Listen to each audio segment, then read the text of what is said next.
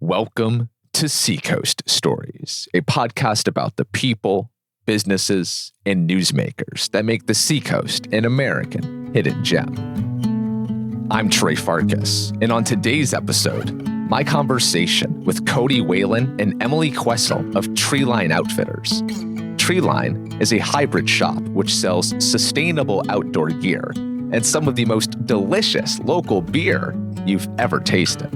It's a business we've mentioned on this show more than any other business, and it is for very good reason. One, Cody and Emily are two of the most genuine people you will ever meet. And two, this place is just so unique.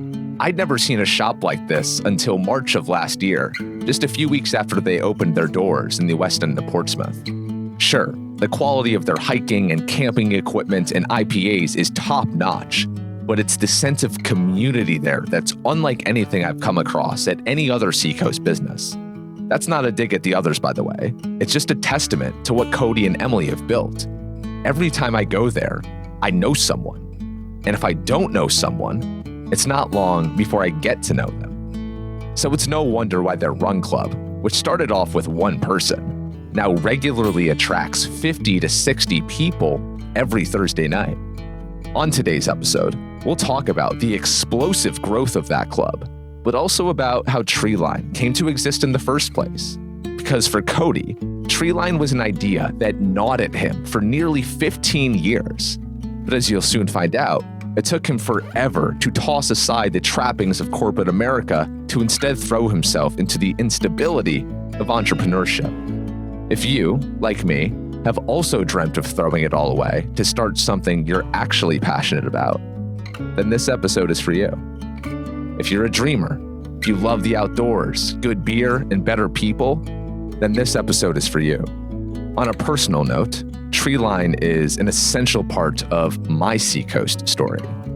When I was on the fence about starting this podcast a year ago, I talked to Cody about it. I believed the Seacoast needed a show like this. But as a Seacoast newcomer at the time, I wanted a vote of confidence from a tapped-in lifer like him. Emphatically and unequivocally, Cody told me yes. The world needs this. Do it. And so I did. 1 year later, here we are. This is the story of Treeline Outfitters, and it's presented by Meconi Financial Management and Holistic and Hormonal. And it begins 15 years ago at the University of New Hampshire, where Cody and Emily, who are married by the way, first met.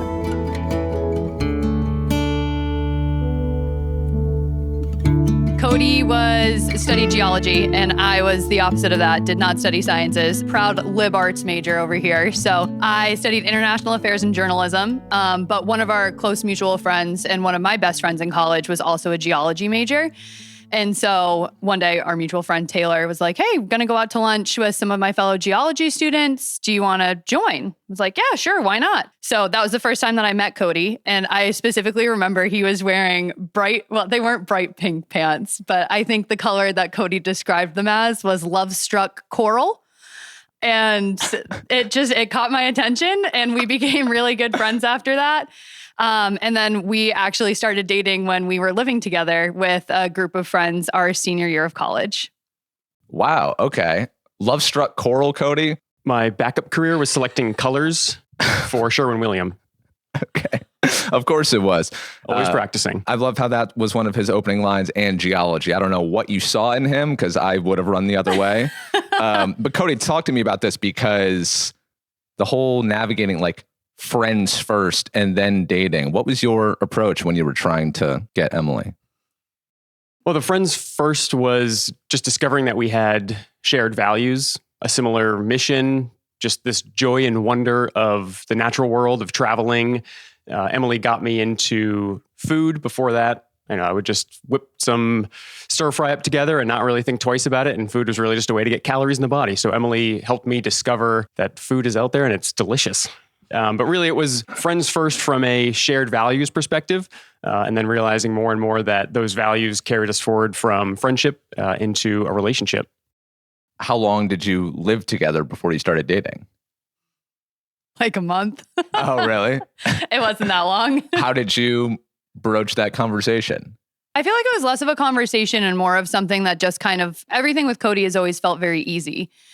And so I feel like throughout every phase of our life, including the one that we're in now, we're always very aligned and very synced up. And so it felt less of a conversation and more of a kind of just walking down the same path together. And at least for me, our relationship from friendship to more of a romantic relationship really just felt like a continuation of our friendship, just with some added bonuses. But yeah, it always felt very easy. Hanging out with him and connecting with Cody and adventuring with Cody as a friend just always felt very aligned. And then moving forward with our romantic relationship, it just kind of all seemed to fall into place and felt very easy. Cody, you mentioned values. The outdoors are obviously a big part of Treeline and a big part of your whole MO. You grew up in New Hampshire. Can you just describe for me what your relationship to the outdoors was like as you were growing up here?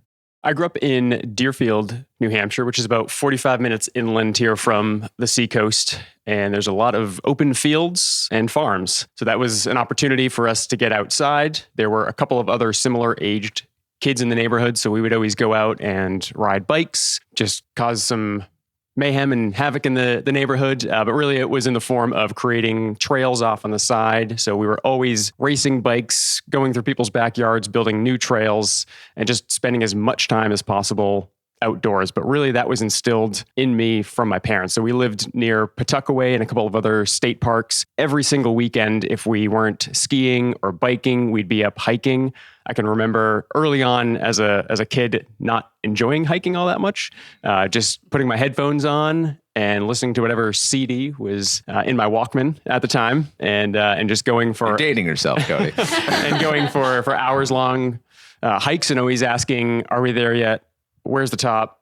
Are we there yet?" And so the love of the outdoors, although instilled in me by my parents just through repetition and getting outside, didn't actually hold incredible purpose and meaning until later in life when I realized that there was just continuous magic in the outdoors. Yeah. What was the turning point for you when it became, oh, this is just a thing my parents are pushing on me? And then you were like, oh, wait, there's actually some real value here.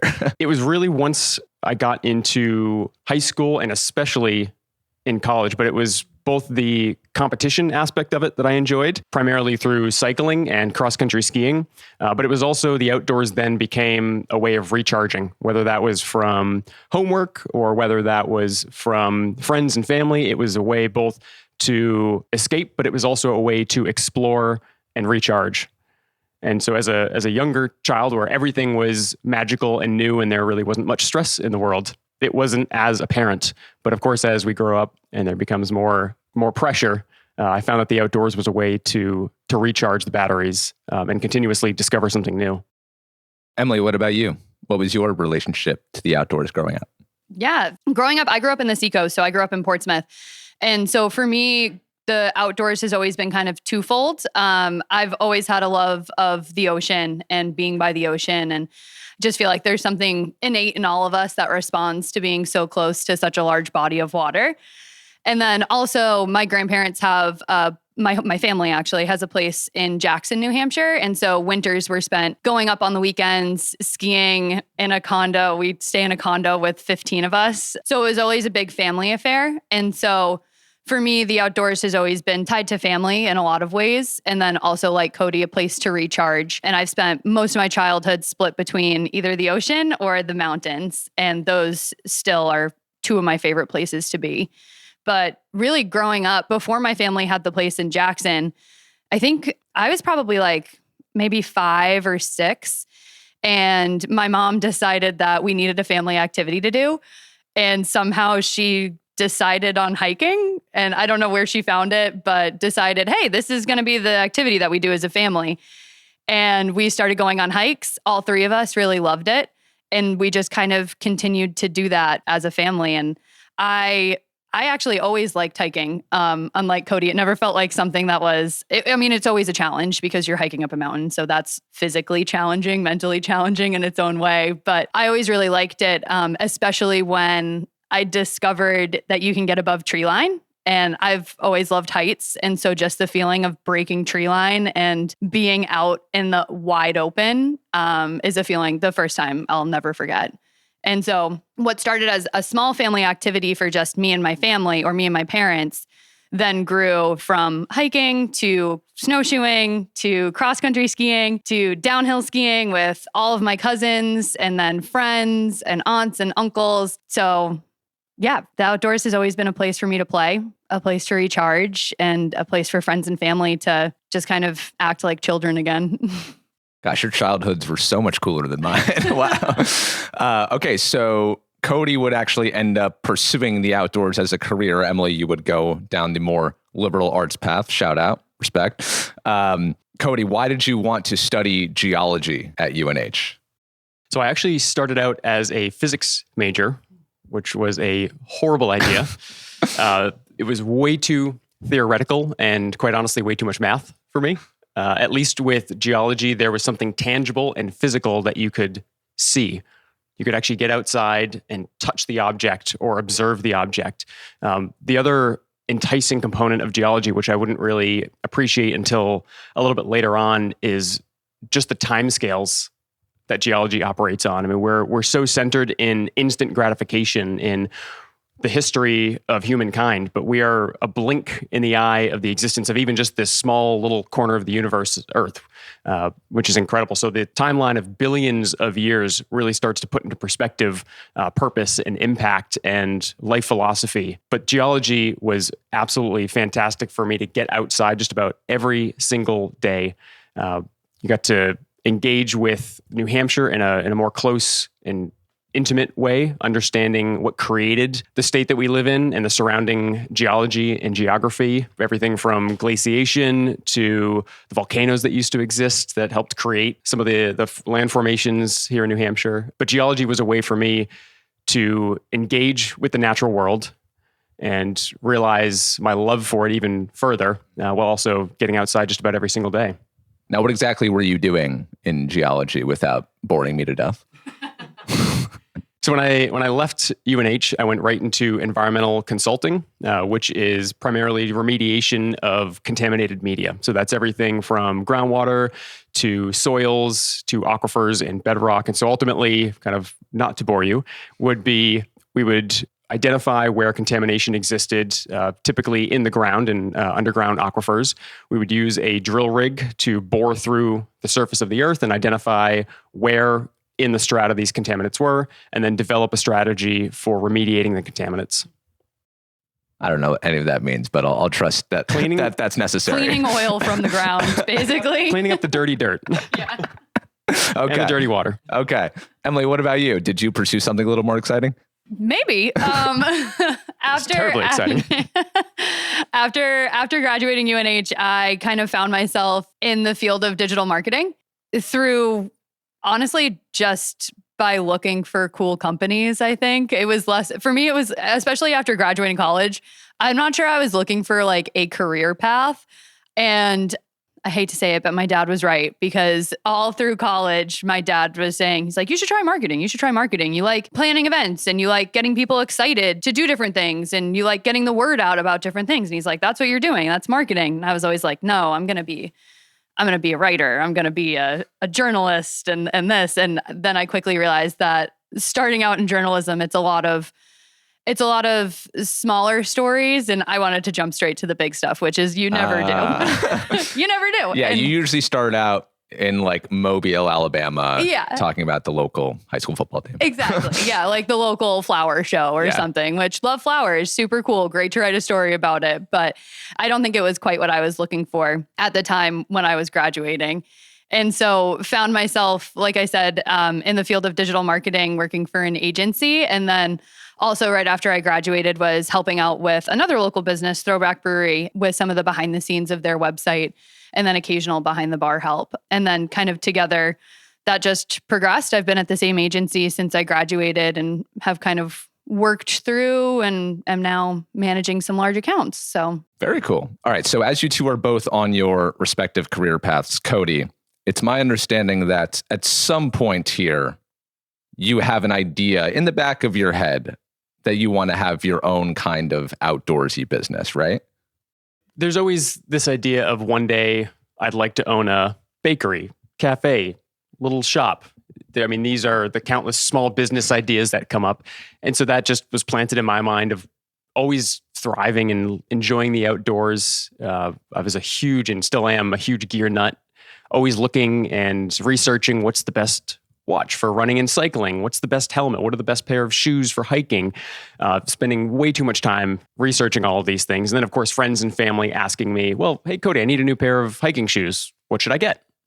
So that really was 20s up to about 30 years old, and I enjoyed it. I was good at it, and it was something that the world needed. And I think there's some sort of Venn diagram out there where if you are interested in starting a business, it's some intersection of what you're good at, what the world needs, and I think somewhere it's making money as well, which is critical for a business. That doesn't matter. But I'll backtrack a little bit. The other thing that was always in the back of my mind is when I was a really young child, my dad owned a mail order climbing business. So he would get in orders via the mail, and he would then contact his suppliers and say, Joe is looking for a new climbing rope and harness. Send it to him.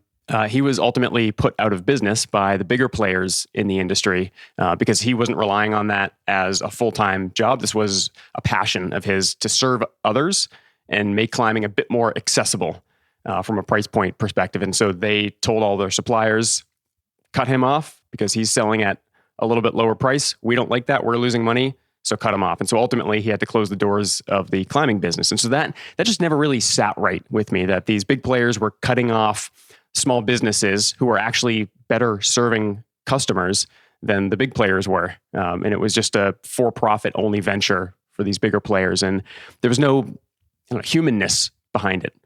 So that paired with my already geeked out love of gear and just the magic that is the outdoors really started to come together in one day I'd like to own a gear shop. And I always knew that the gear shop component of it didn't provide that service component. So then it was in the back of my mind, okay, well, what is going to actually provide a service to somebody? The world doesn't necessarily need another gear shop, but it needs a place for people to connect. And if we can connect around the outdoors while also me serving my own interests for talking about gear all the time as much as possible, where does that come together? And so that was really what was brewing in the back of my mind, basically from 18 years old all the way up until the founding of Treeline. What took so long?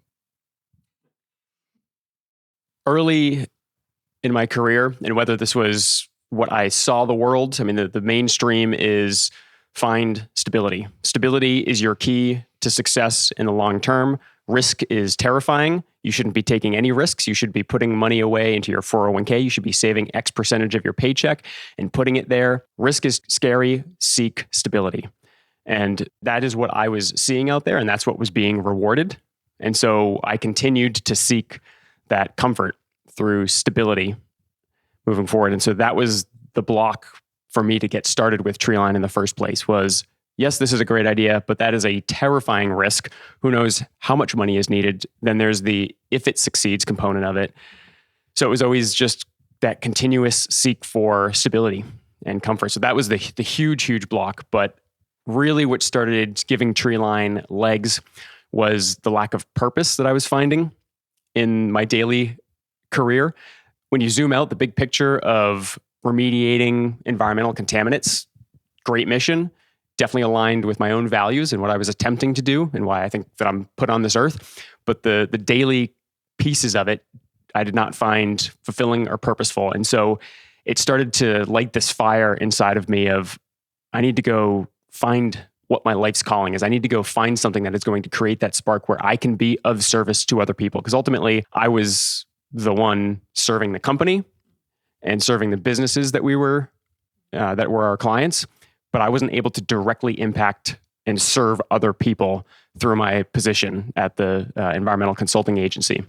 You make it sound so easy too, but Cody worked really hard to get to a point where I think you had that understanding of your purpose and what you wanted to do. It was years of notebooks and meditation and more notebooks and trying one kind of organizational process and creative process. That didn't work. Go back to the drawing board, try this. I remember there was a hot sec when you were testing making things out of mushrooms. And so just a bunch of trial and error through the years until you got to a point where I think it just felt a little bit more clear. So it was a lot of work. He made it sound easy. Yeah. How long, Cody, did you exist in this space where you were really not feeling any purpose, but still had this idea in your head? That was probably 7 years. Really? That long? And it never broke you? You never had like in any of those 7 years, never any moment where it's like year 3 of feeling purposeless, you're like, I got to get out of this. Oh no, I definitely broke a few times. Absolutely. I'm not a robot. But you still stayed in it, chasing that security, even though you were dreaming of a different life. Yeah, and the dream wasn't clear yet. And so I think that's what kept me in that same trajectory was, early on I thought, okay, it's the commute to Boston that I can't stand, or it's the flights to Buffalo, New York, and driving out there every other weekend, or spending a few months in Rutland, Vermont. That's the source of my pain. So I would leave for a company that was local to New Hampshire and discover pretty quickly that, okay, well, this isn't providing the purpose that I thought was lacking. Okay, well, it's perhaps this other thing. And I realized after the third company that I joined that it wasn't the companies, it was me. I was the problem. Cody is the worst employee. He doesn't like to take direction and will always find a better way to do something, which managers tend to not like. Emily, what was it like for you watching him through the years battle these thoughts? That's a really good question. In a lot of ways, really hard to see somebody, go to work every day and always feel downtrodden and exhausted and trying to figure out what it was that was making him feel that way. Okay, so it's the commute to Boston. Okay, we gotta find something where you don't have to drive 2+ hours with traffic, every day. Let's find something else. Okay, then it's not that. Okay, well, maybe it's just this smaller company that you're at, and maybe we should look for something bigger. You should find that. And so in a lot of ways, it's challenging to watch somebody struggle and go through that. And then in a lot of other ways, been very proud to watch that in a weird way, just because, like I said, he has worked very hard to get to the point where I think you felt comfortable saying, yep, gonna leave, let's do this, let's pursue this dream. And so also very proud to kind of watch that in retrospect. At the time, it's always difficult. And, you have to deal with somebody who's grumpy coming home from work every day. And you're like, let's go to a show outside. And they're like tired and grumpy. And you're like, come on, you're trying to rally them and it's not working. That's never fun. That's always hard. But then also in retrospect, also very proud to watch how Cody worked through that and kind of figured out what would make that dream a reality. And I think we went on a lot of long neighborhood walks, a lot of hikes, a lot of long car rides, a lot of chats to just kind of brainstorm, and just me trying to be a sounding board and just as empathetic as possible to whatever was going on in his brain. What was the moment, Cody, in those 7 years where you were finally like, I can't do this anymore? I mean, it really is never one event. It's a bunch of small incremental pieces that in retrospect look and appear to be an event. But it was driving into work every day with just this feeling inside of me. It was both just despair of I'm going to something that I find absolutely no meaning in and no purpose that isn't serving myself or anybody else in a meaningful way. But beside that was the fire inside to do something. And it was like my insides were screaming, what are you doing? Turn around. Don't go in. This is not for you. Just stop and go do what you want to do. And I will say, to Emily's point, without her being so supportive the entire time, I can vividly picture one day coming back from a full day down in East Boston on one of the oil terminals, another 12 or 14 hour day. And we were going to try to catch the tail end of one of the concerts at Prescott Park. And she's like, all right, let's go. We had made plans for this for the last 2 weeks. And I just said, Emily, I'm exhausted. I don't want to go. And he just looked at me and said, Cody, we need to figure something out because this is now the third or fourth time that you've canceled and you're going right to bed to do it again. Something needs to change. So to have somebody to actually have that conversation with you, but also be supportive of it is hugely impactful. And this would not exist if it weren't for Emily's support throughout the discovery phase of all that. I'm not sure I said it quite as kindly as you put it. You did not. But thank you for making me sound nicer. Emily, Cody spoke about the we need to have stability and comfort so that insurance benefits, blah, blah, blah.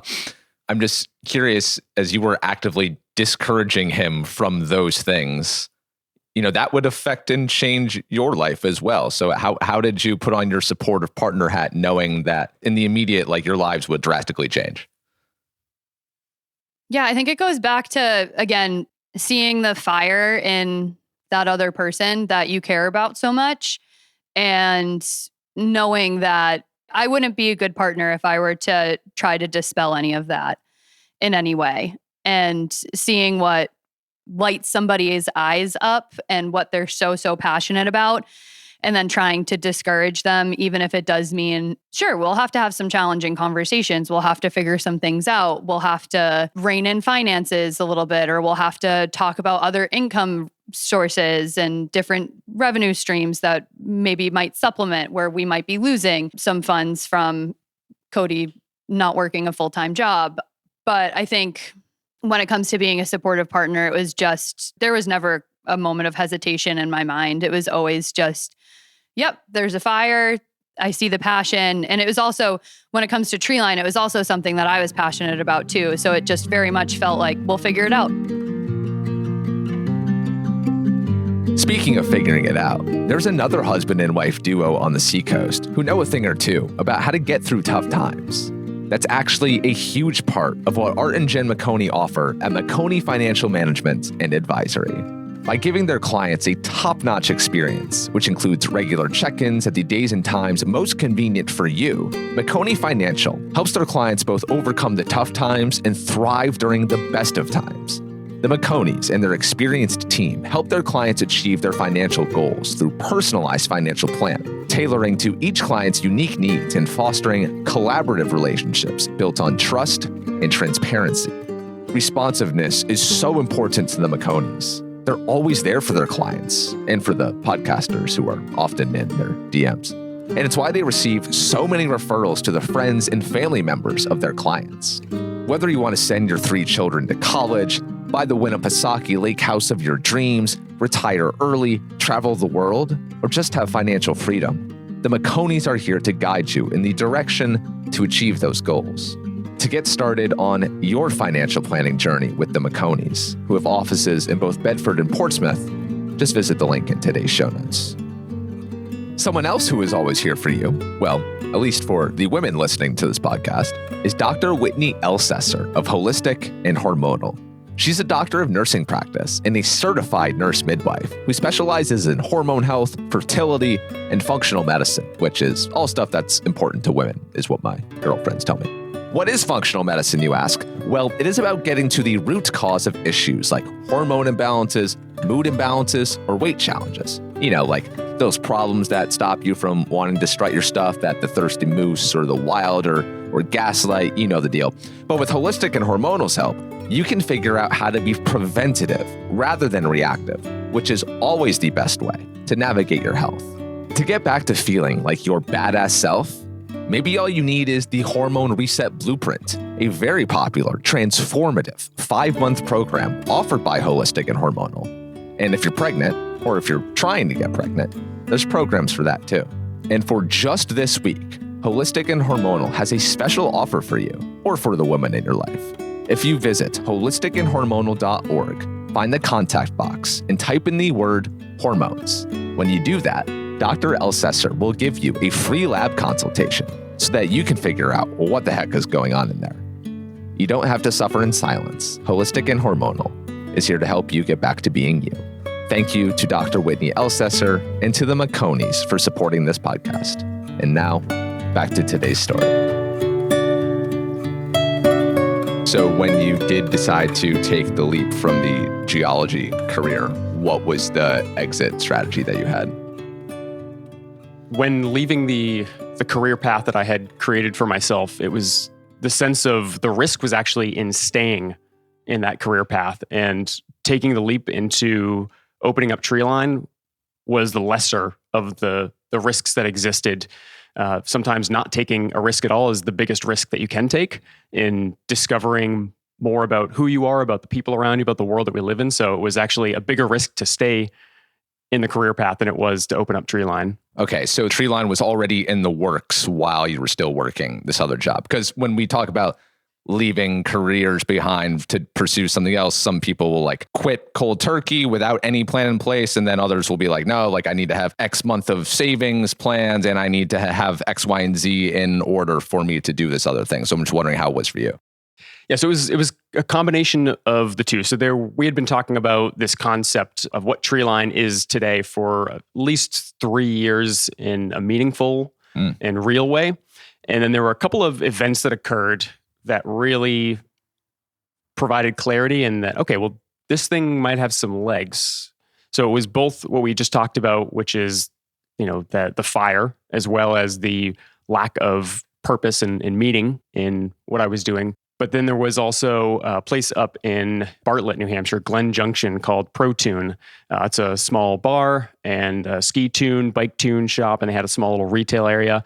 And I remember Emily and I went up there when they first moved to their new location where they are now in Glen Junction. And we just turned to each other. The place was absolutely jam-packed. And we said, this is almost exactly what we want to be doing down on the seacoast. And we realized at that point that this model is successful here in the White Mountains, just from a far off view from our perspective on the other side of the bar. But people are craving this. And we realized very quickly that it wasn't just the components of a tune shop and a bar, but this is a place where the community was gathering to talk about skiing that day. It was where all the ski instructors were going. It's where all the folks visiting for the weekend were coming to talk about where they were going the next day. And so it actually was not the individual components of a bar, a shop, a retail area. It was this collective piece of ultimately community. And we saw that was really the glue that stuck everybody together and that created that energy around the business. So that was the first of two, in my mind, really impactful moments that got Treeline off the ground. The other was we had cross-country skied up to the Eagle Mountain House, and we met Emily's mom up there at the bar, and we were just having the conversation. And I think we had like a couple beers and we were like, this is a great idea. We could do this and we could do this and we could do this.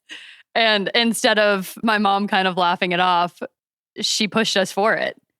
And she was like, when I was in my 20s, I always wanted to open a sandwich shop on the beach where people could just stop and be homemade bread. It'd be this, it'd be that. And it just never came to fruition. She's like, I think you guys should do it. That sounds really cool. I think it could work. You should do it. And that's not what I was expecting to hear. That's not what parents say. Yeah. Yeah. And I think, I don't know, maybe 2 weeks later, Cody quit his job after that conversation. Obviously, there was more in between when we were like, we could do this, we could do that, and like that could work. And the dream picture that you have kind of starts coming together a little bit more in a more actionable way. And I think both of those moments were where the dream kind of started to become more of a reality. And the other piece of it is realizing and thinking through over the last couple of years, yes, we can start this on the side. Yes, I can stay in my job. But within the first week, I would want anyway to leave my full-time job and jump into this and give it 100%. No matter what. So there was no sense in me trying to maintain a part-time job or stay in my existing job while also opening up Treeline. I knew that this was something I wanted to commit my entire being, my entire self to. So there's no sense in holding back, just go all for it. And we had a little bit of income from Three Pedals from the other business that I operate. And Emily is still to this day at her job.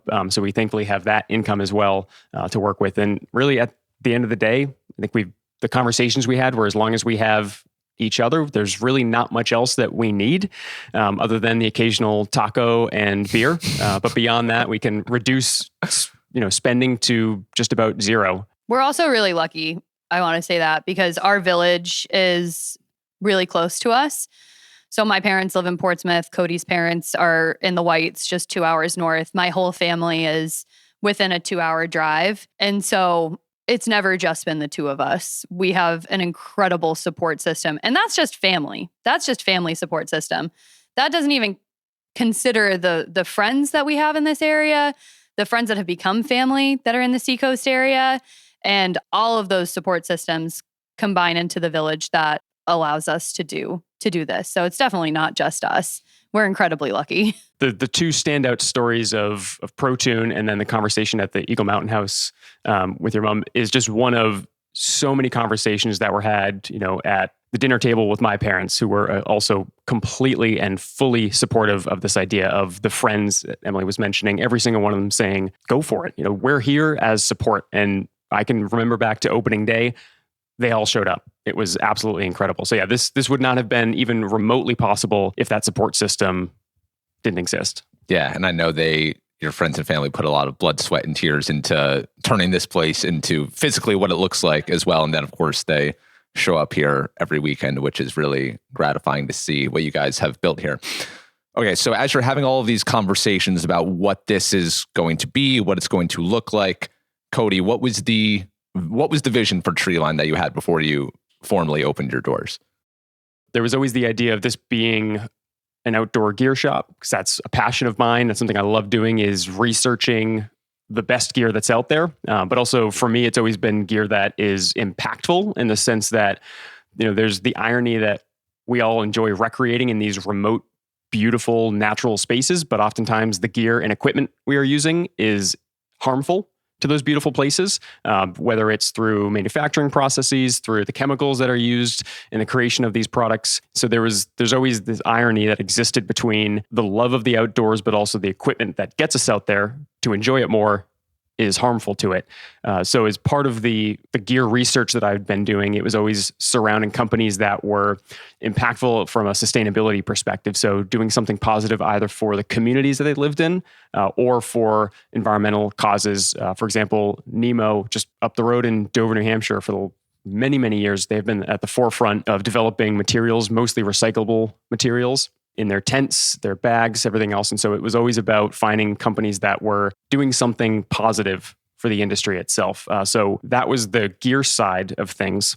The taproom side of it evolved because we wanted a way for people to have a conversation. So the concept what we were talking about early on was, all right, let's say you walk into an EMS or an REI.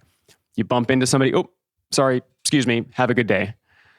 What if that person is hiking the same mountain as you? What if they had just come off the same mountain, you had just bumped into each other at the summit, didn't recognize each other, and you both went your separate ways? Or what if that person wants to get into hiking, but is afraid to ask the questions of, well, what do I need? How do I find my way to the trailhead? What do I need once I'm at the summit? So we wanted to find a way for people to slow down and to actually have those conversations, to engage, to connect. And so that's where the taproom side of it was born, is what better way to get people to sit down and start having a conversation than over a pint. And so it really developed into this. We can have conversations about the brands and the gear, and really brands are just collections of more people. So let's bring those people in and let's have those conversations about the gear, about the outdoors. And I just remember one of the early days, it clicked and the concept was realized. We had some of our regulars were here, and two guys who we had never seen walked through the door, sat right next to them. They turned to each other. I saw you on the summit of Mount Madison today. And then the conversation just continued from there, and stories were shared, and they've all been back many times since. But that wouldn't have happened if there weren't the taproom side of things for people to sit down, slow down, and have those conversations. And so it was always this mixture of the gear side of it and the community aspect of it, of having those conversations, of helping people who have questions, and of really building up relationships and a network of people who like hiking, skiing, biking. Yeah.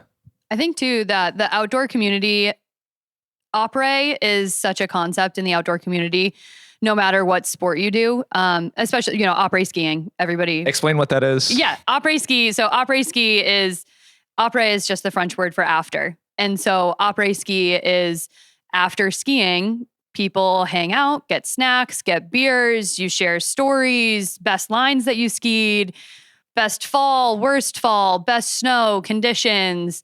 And you just hang out, chat, listen to live music, have some nachos, drink some beer. And it's just kind of a place to reconvene at the end of a day of skiing and reflect back with the people who did it. And so it's just this community time to share and to keep the party going, basically. And I think that idea of après is spread through a lot of different facets of the outdoor community, not just skiing, mountain biking, even hiking. Everybody gets to the bottom of a hike and they're like, I want a treat. Even if that après is ice cream or a lemonade, something just to go and have a little treat and then talk about the day. And that was something that we very much had in mind with the community aspect and with the taproom side of wanting to bring that feeling of après to a gear shop.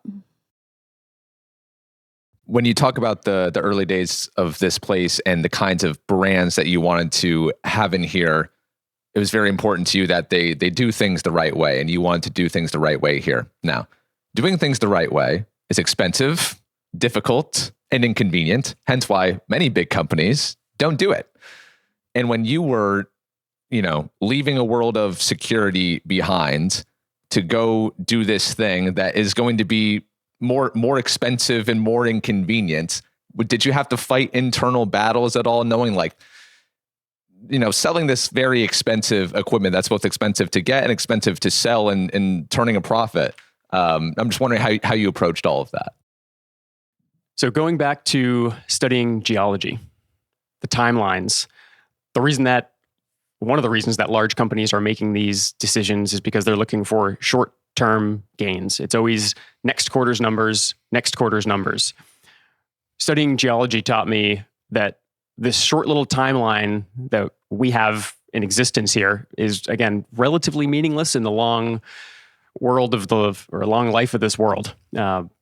So having a long-term vision and aligning that with values, of course, revenue is important for a business to survive, but understanding that revenue is generated through service. Service doesn't come from revenue. And yes, there's absolutely connection and it goes both directions. But ultimately, we wanted to provide service first and have the long-term view of building that service both with the brands that we have and with our community. And that ultimately will bring in additional revenue. And so it's this long-term thinking and understanding that the sustainability component of these brands that we have in is a growing movement, and it's not just an instantaneous fad. That we're seeing companies and actually legislation phasing out PFAS, chemicals typically used for waterproofing materials. So moving forward, the companies who have not invested money in R&D for moving away from PFAS are actually now behind the ball, which is why I had mentioned Nemo earlier. They, I think maybe 8 years ago, started investigating materials that didn't have any PFAS in it.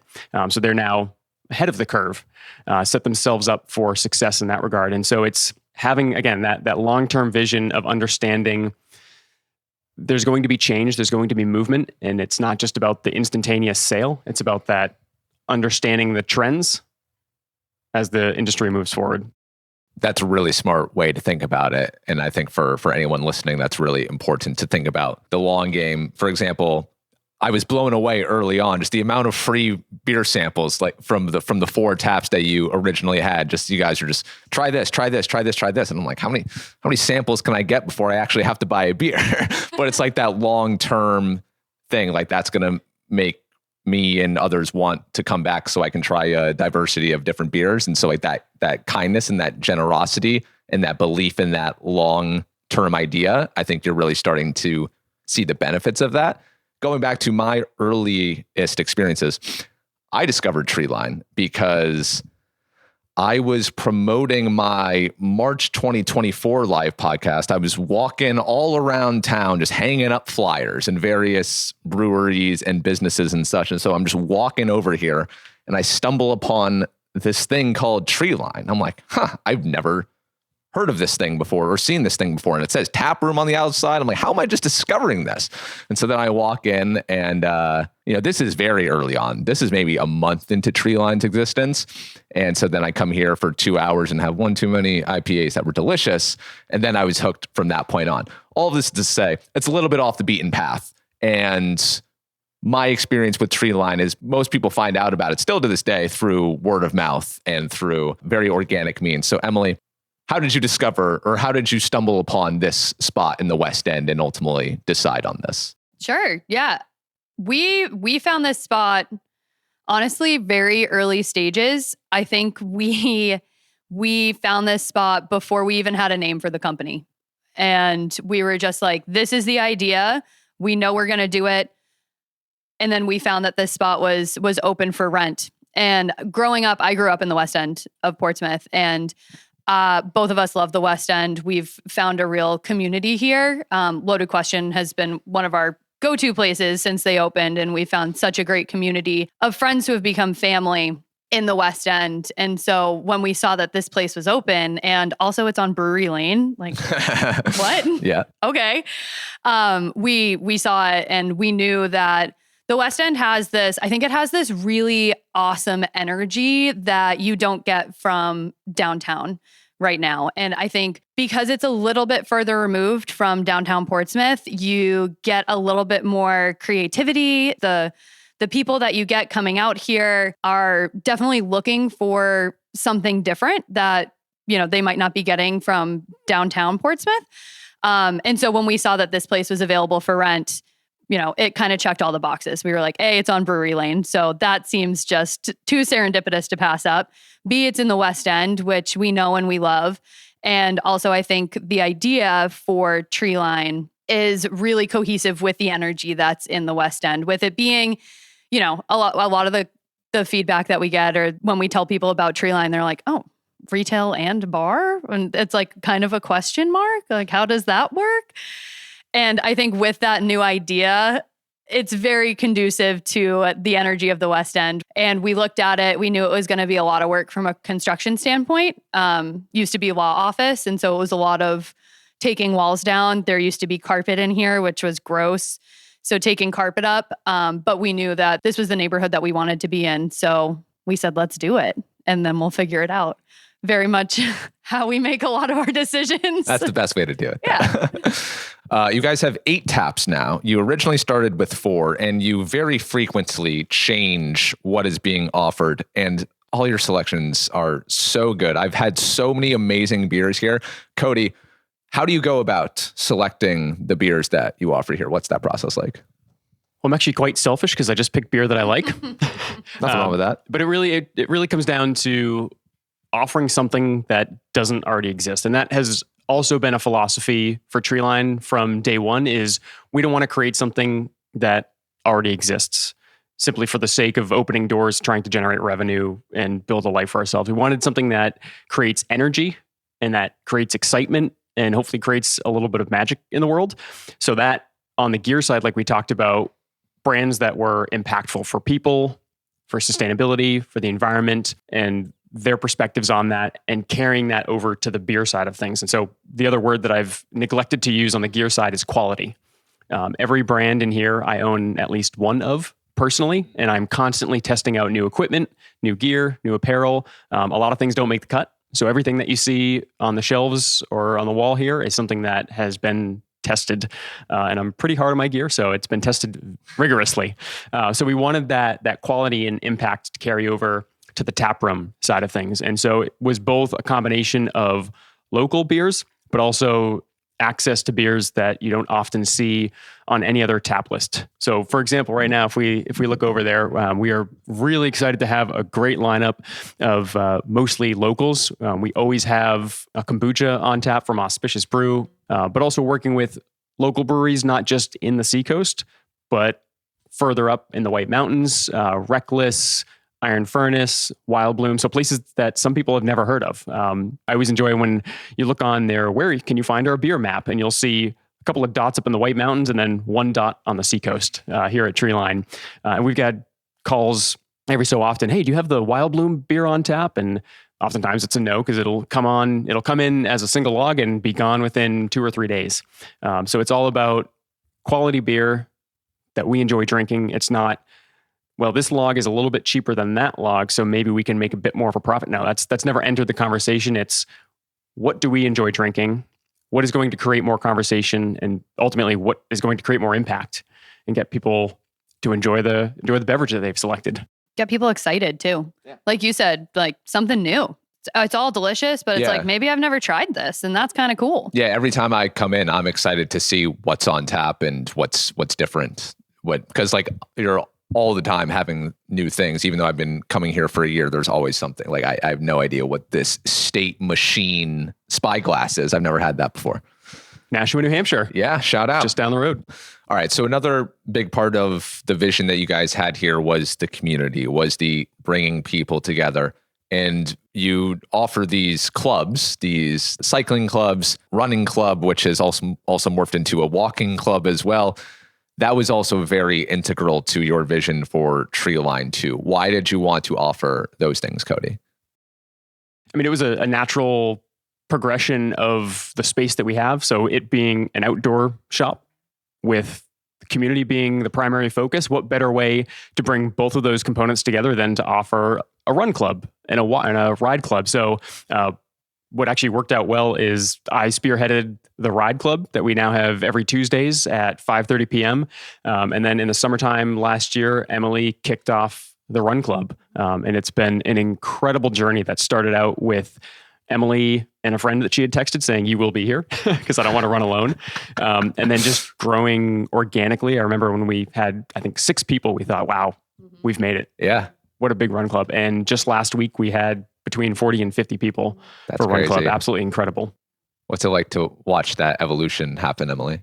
Oh, it's so fulfilling. Every Thursday, I sometimes joke, every Thursday, it's after work and I'm like, oh, man, going for a run, especially through the winter, it's like dark and it's cold and you're like, oh, I don't know if I want to go for a run right now.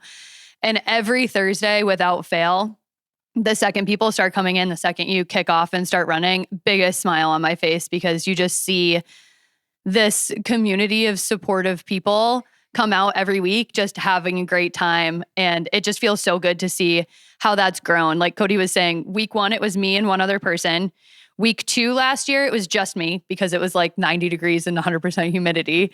But I went out and I ran by myself. And I remember we had somebody at the bar and he was there when I left and when I came back, and he was like, "You actually did it? You actually went out by yourself?" And I was like, "Yeah, I mean, I was already ready to go, and it's run club, so I'm going to do it by myself." So yeah, last year, first week, there was 2 of us. Second week, there was me. Third week, I think we were up to like 4. And then from there, it just slowly started to gain traction. And a lot of people were asking me in the fall, they were like, "So are you going to do this in the winter?" I'm like, "We'll keep running as long as people keep showing up." And people showed up all winter long. And I think that momentum is just really carried into the spring, where since daylight savings and since the weather's getting nicer, we've seen people come out more and more in droves. And it feels so good to see people come out and to see genuine connections. I've had, I see friends that I've had since college, so 10 plus years, make new friendships and start doing new things because they started to come to Run Club. And so to be able to see that is just, it makes me emotional every week. And it just feels really fulfilling to be able to contribute to that in some small way. And yeah, I love it. And then the walk club too, it's been also really cool to see how Run Club has morphed, because we had some people over the winter and they were like, I don't really want to run, but I'm here every Thursday anyway, just drinking beer. So I might as well be active, or I want to get out. I'm a big walker. I can't run anymore. I'm injured. I'm coming off of an injury, or I just don't like running. It's like, that's cool. We still want you. And so to see this walk club portion of our Run Club kind of take off organically wasn't something that I planned on. It was spearheaded by a local who just really wanted to continue. And Dave has been... Shout out to Dave Higgins. Shout out to Dave Higgins. One of my favorite people. He's been such a supporter of Treeline before we opened. And so he really spearheaded this walk club, and it's really taken off. So what I love to see with the Run Club is accessibility for all ability levels. And so If you want to run a 7-minute mile, you want to go a far distance, there's an option for you. If you want to make it really conversational, we'll have people for you to run with. If you're just want to walk around town and chat with some folks, you're not a runner, you're injured, whatever the story may be, you have that option too. And so to see that grow really organically has been another really fulfilling part of Run Club in particular. Cody, why do you think it's grown so organically? I would say that it's the accessibility component. One thing that we wanted to set up just as Treeline in general was inclusivity and accessibility for everybody, regardless of the level that you were at. Earlier, we were talking about folks bumping into each other, whether you had just summited one of the 4,000 footers or if you were just getting into hiking. And that didn't exist in the Seacoast and really doesn't exist anywhere, at least that I'm aware of in the state, which is either a ride club or a run club that is open to absolutely everybody, regardless of the pace. And it seems like a lot of the clubs, everybody's welcome, but ultimately it's the 2 or 3 fastest people who set the pace and everybody else is just trying to keep up. And very quickly, folks who are trying to get into the sport feel left behind or left out or unengaged. And so they decide, well, this isn't for me. I couldn't keep up. I knew it. I won't do it ever again. And so that is really where we wanted to change this club mentality. It's, yes, if you run a 7-minute mile and you want to go for 10 miles, go for it. We have that group for you. But critically, we also want to develop the folks who are just getting back into running or who are running for the first time ever, or who are, maybe they just got a gravel bike and they want to build a community of folks to ride with, but are still working on shifting. Or just riding a bike in general. And so it's been this accessibility component and inclusivity of absolutely every ability level and then sticking to it. And if we see the group getting a little too fast as a whole, we're constantly having conversations about, okay, well, how do we build a new group, or how do we reconfigure who is there so that we can make sure that folks who are showing up who just want to go for a ride or just want to go for a casual run can still participate. And so that has just recently developed in the ride club, where it used to be, well, we're all going out, a group of 20 of us at the same time. Whereas just last week, we started developing different groups. So we have the business pace, which is go for it. Let's see how fast you can go. We have the party pace, which is, all right, we're going to be, kind of average 15 or so miles an hour. It's all conversational, but generally it's kind of that intermediate level. And then we developed what we're calling our JFF, our just for fun, which is maybe you just got a bike. Maybe you just want to pedal and have a easy conversation. You only want to go 10 miles. And so making sure that there is a group and that there is accessibility for absolutely everybody who wants to join. And I think that's really been the reason that more and more people keep showing up, is we're not pushing away the majority of people who want to get involved in something. We're still maintaining the, yes, let's go fast if you want. But we also have those people who are really fast helping the folks who are just getting into it and having those conversations. And it's been that connection. That was one of the values that when we opened up Treeline, we wanted to have is, you could be an Olympic athlete, but we want you to still have the conversation with the person who is running for the first time ever. And I think that's been a big component of it. Well, it has been so amazing to watch the growth of Run Club, which happens every Thursday at 6 p.m., starting at Treeline. For you, Cody, what has running this business been like over the past year and change? I mean, this is a completely different life than the one you were living before. I'm sure there's been some stressful moments, some low moments where perhaps you two have really had to lean on one another. What has it been like to navigate those moments? As anyone who's been on an entrepreneurial journey can say, it's the highest highs and the lowest lows, oftentimes in the same day. I forget who said it, but entrepreneurialism is effectively just euphoria and terror continuously. But to Emily's point as well, growing, solving problems. If we're not solving problems, we've stagnated, and that is a problem. But there's so much energy around taking a challenge and finding a solution to it. Even if that solution isn't the correct solution, it still isn't a failure. We just need to now go find a new solution and engage with that. But where we've been so far over the last year, I've been telling Emily this, I have never felt more wealthy in my entire life, despite being in a very different financial state. From a wealth perspective, that's a little bit different, but just the friends and family side of it, as well as the health side of it, just being able to serve our community and people coming in and engaging with Treeline has been the most rewarding journey over the last year and 2 or 3 months so far. It has been such an incredible journey. Really difficult, really hard. Challenges I never expected to face have popped up every single day. But it's been absolutely incredibly rewarding. And I wouldn't change it. I just wish I would have done it sooner. What have some of those challenges been? I mean, as any small business owner who is running their own show can attest, it's from, the first months of playing whack-a-mole with, that's a problem I didn't expect we'd have to figure out. Okay, let's go solve that problem. To filling in every single position from COO to director of finance, director of marketing, director of sales, and defining what each of those roles is and how best to fill it, while also then engaging with every single person that comes through the door. And our goal is to make sure that everybody walks out that door feeling better than when they entered it. And so keeping the philosophy and the values and the mission aligned while just continuously improving the business. The first year that we were open felt very much like constant fight or flight mode, just surviving. And just new problems would come up that we hadn't expected, or everything's new. It's a new business. So it's all new problems that we hadn't expected because we'd never faced it before.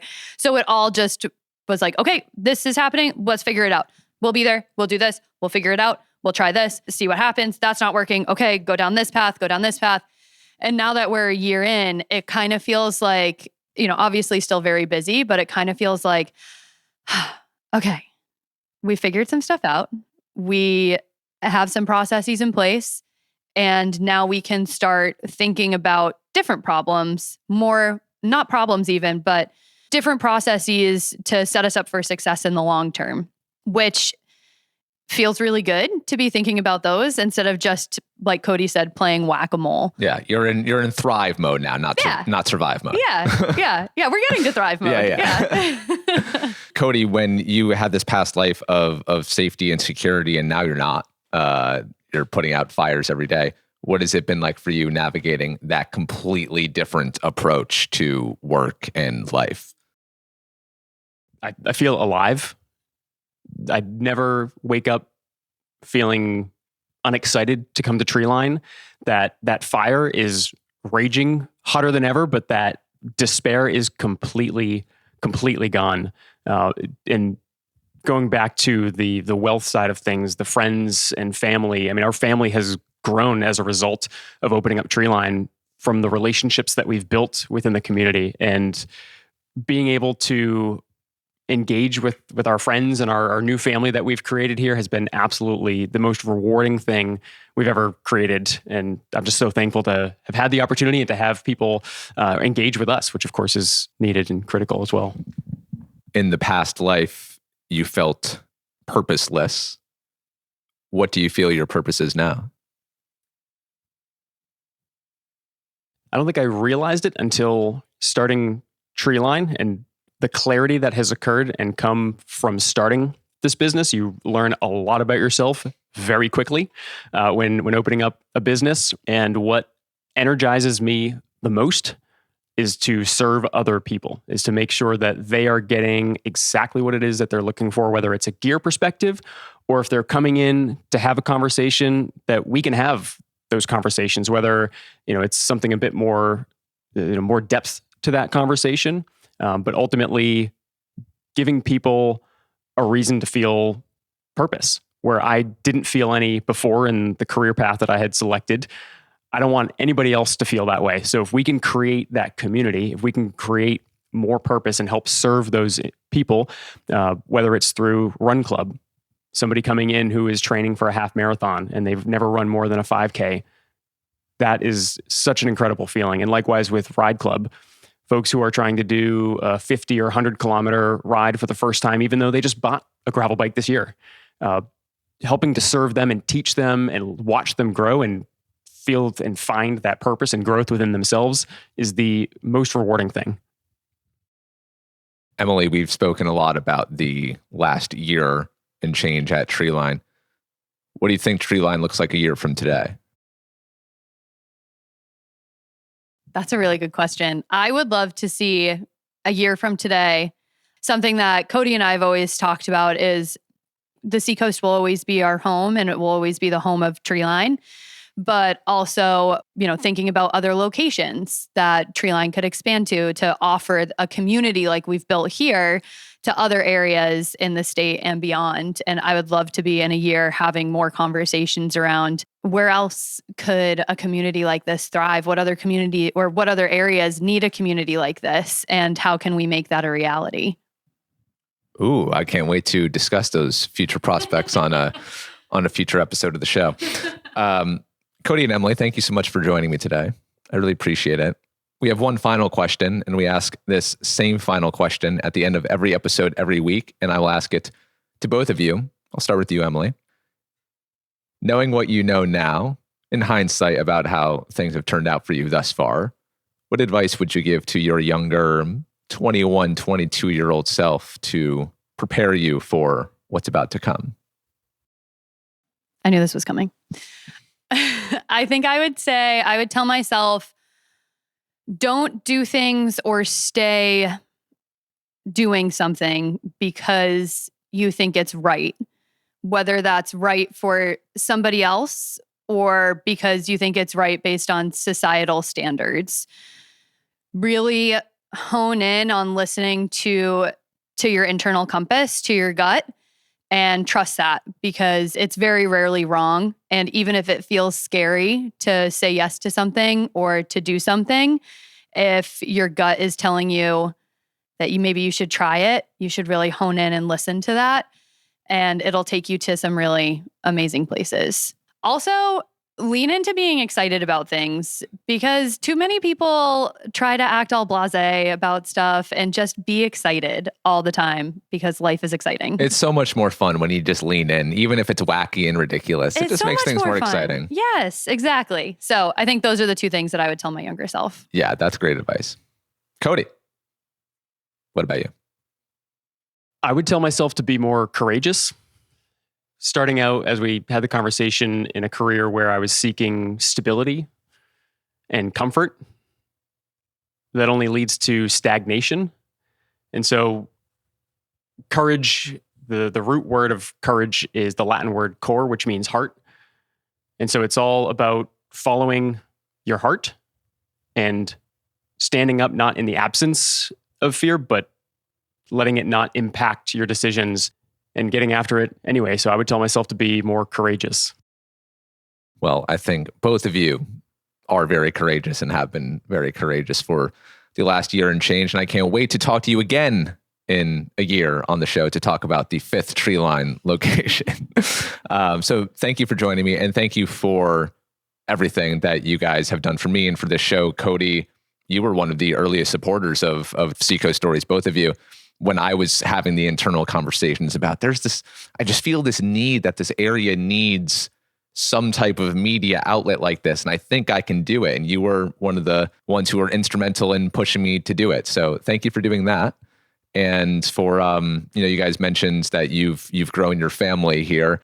I don't have family here. They're back in New York, but I know every time I come into Treeline and see you guys and see Jake and Dave and some of the other regulars here, that Treeline has become my family. So thank you so much for that too. Thank you so much for having us on, Troy. I love to hear that, Troy. Thank you. That's Cody Whalen and Emily Quessel of Treeline Outfitters in the West End of Portsmouth. They're open Wednesday through Sunday, and they have bike club on Tuesday nights and runner walk club on Thursday nights. To learn more about their gear, beer, and special events, just visit their website, the link to which is in today's show notes. That's it for today's episode, and that's almost it for Season 2 of Seacoast Stories. We have one more new episode next week. Then we'll have 2 re-airs of past conversations, and then before you know it, it is the live podcast on June 19th, which is crazy. I can't believe it's coming up that fast. And that will be the official kickoff of Season 3. You can secure your spot at our live show by grabbing your ticket today while you still can. Just visit the link in the show notes. And if you see me around town this week, perhaps at Blue Harbor Coffee in Hampton or Laney and Lou in Portsmouth, then please stop me and say hi. I would love to hear your story. Until next time, everybody, have a great week. Live free or die.